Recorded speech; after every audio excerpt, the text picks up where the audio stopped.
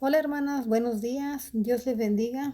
El día de hoy nos toca leer Juan 2, tiene 25 versículos y vamos a ver que tiene tres grandes enseñanzas de las bodas de Caná. El primer punto le puse el milagro de Jesús, pero antes vamos a leer los primeros 12 versículos de este capítulo. Y dice así: Al tercer día se celebró una boda en Caná de Galilea y la madre de Jesús se encontraba ahí. También habían sido invitados a la boda Jesús y sus discípulos. Cuando el vino se acabó, la madre de Jesús le dijo: «Ya no tienen vino». «Mujer, ¿y eso qué tiene que ver conmigo?», respondió Jesús. «Todavía no ha llegado mi hora». Su madre dijo a los sirvientes: «Hagan lo que él les ordene».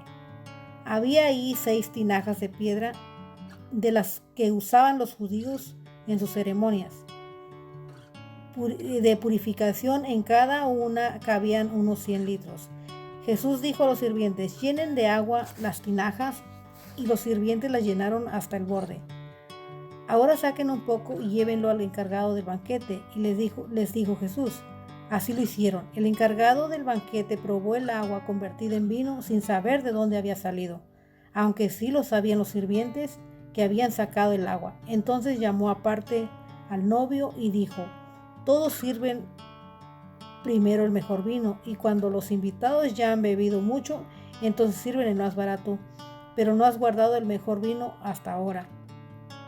Esta la primera de sus señales las hizo Jesús en Caná de Galilea. Así reveló su gloria y sus discípulos creyeron en él. Después de esto, Jesús bajó a Capernaum con su madre y sus hermanos y sus discípulos y se quedaron ahí unos días.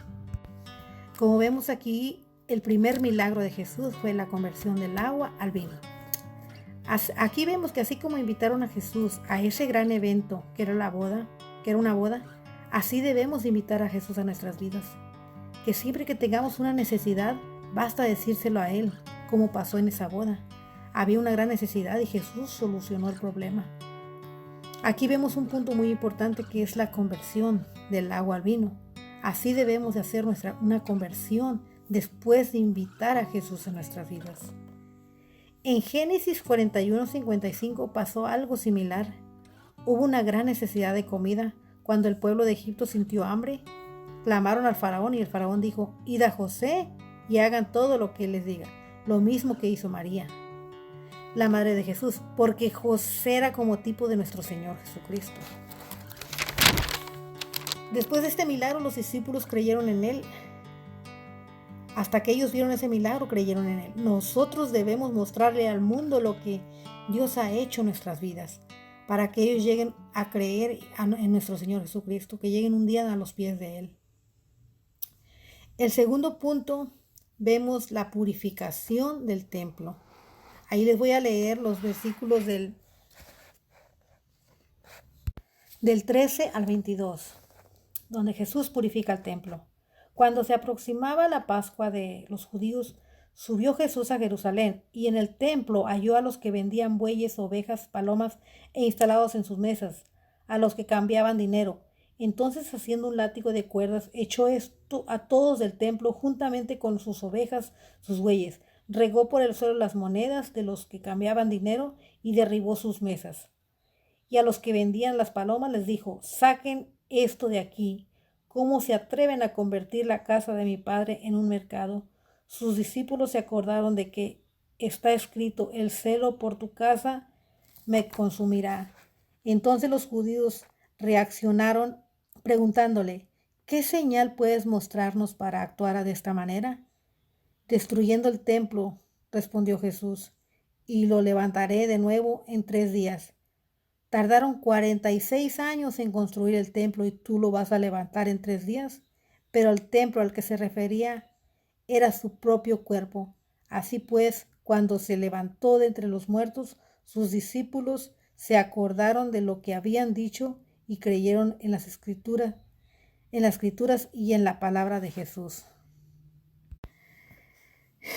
Vemos que cuando Jesús subió a Jerusalén, a Capernaum, Jesús se encuentra con una escena muy diferente a la que le hubiera gustado. Hoy en día no hacemos negocios afuera o en los corredores de la iglesia, pero a veces venimos a la iglesia con un corazón no dispuesto, con una actitud que no agradable para Dios, no entregados al 100%. Venimos pensando en los problemas que nos agobian en la semana, en lo que tenemos que hacer esta semana, sin saber que Dios tiene la solución para todos esos problemas. Hermanos, tal vez alguien va a decir de que Jesús se enojó, hizo todo lo que hizo afuera del templo, pero aquí vemos que nuestro Señor Jesucristo era 100% hombre, 100% Dios. Vemos la humanidad de Él, vemos que Él sufría también, Él lloraba, Él se cansaba, Él era 100% hombre también. Los judíos se preguntaban que qué señal daba con esto que hacía.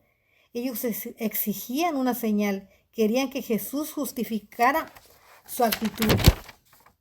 Y por eso es que el Señor dice en el versículo 19, destruyan el templo y yo lo levantaré en 3 días. Y como podemos darnos cuenta, ellos no comprendían que el templo del que Jesús hablaba era su cuerpo. Nosotros adoramos a un Dios que está vivo, que resucitó al 3er día, como se lo habían dicho los judíos. Hermanos, ese es un punto bien importante. De eso es necesario que demos testimonio a las personas que no conocen de Dios. Es nuestro deber como cristianos decirle al mundo lo que Dios ha hecho en nuestras vidas.